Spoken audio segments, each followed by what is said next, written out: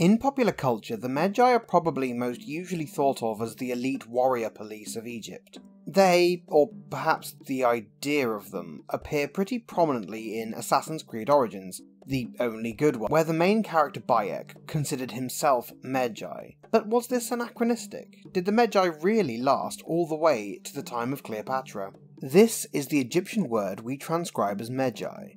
There are variants, as is often the case in words that are used over thousands of years, but there's one sign here that tells us the origins of this elite fighting force. This pretty uninteresting looking curved sign is a throwing stick, a weapon we see in several ancient Egyptian hunting scenes, that works on very similar principles to a boomerang.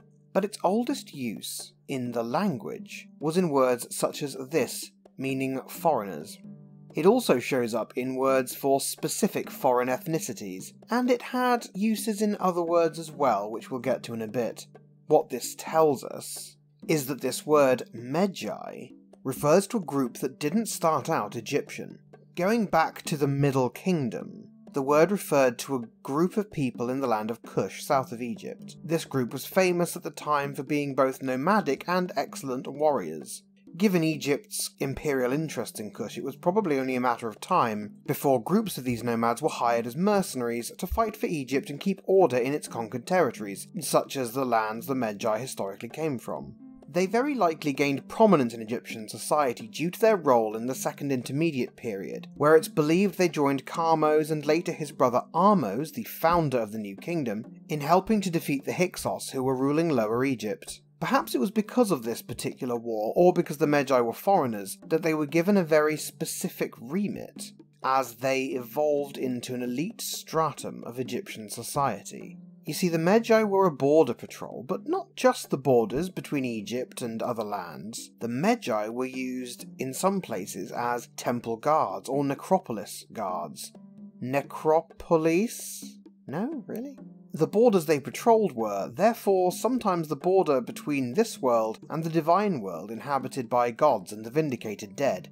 Over the course of the New Kingdom, the word lost its status as an ethnonym, that is, a word denoting an ethnic group, and simply became a label for a type of warrior with a specific kind of job and training. And indeed, over time, more Egyptians began to join the ranks of the Medjay, because during the New Kingdom, Egypt was militarizing in a big way. So these elite warriors, ultimately of foreign extraction, evolved into a type of, for want of a better term, police force.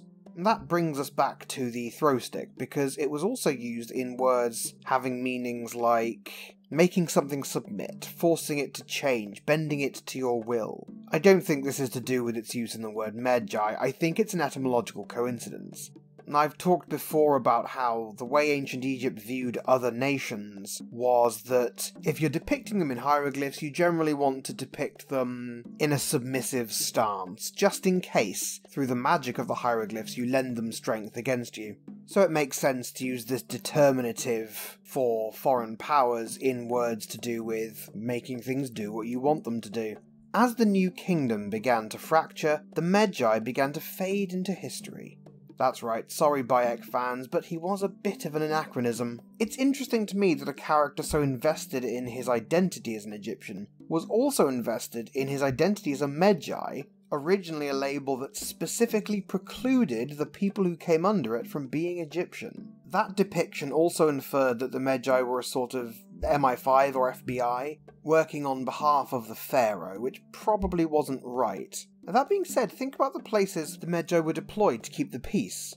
The border, the thresholds of temples and palaces, royal cities, the very necropolises where the king's ancestors were interred.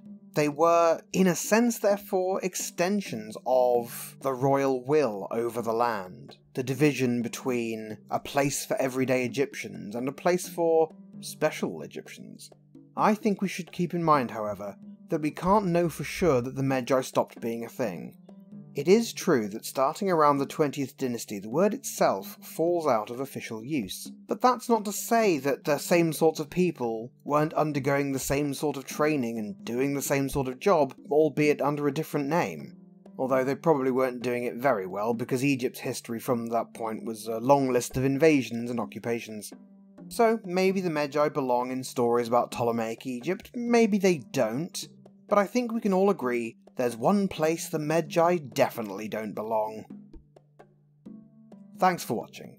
Kindly don't forget, if you found this video edutainmentabulous, to give that thumbs up icon a solid seeing to with a throw stick, and to subscribe for weekly videos. The skilled and deadly outsiders slowly becoming an elite cadre in my military theocracy are my backers at patreon.com/armchairegypt. Until next time, my fellow armchair Egyptologists, life, prosperity and health to you all.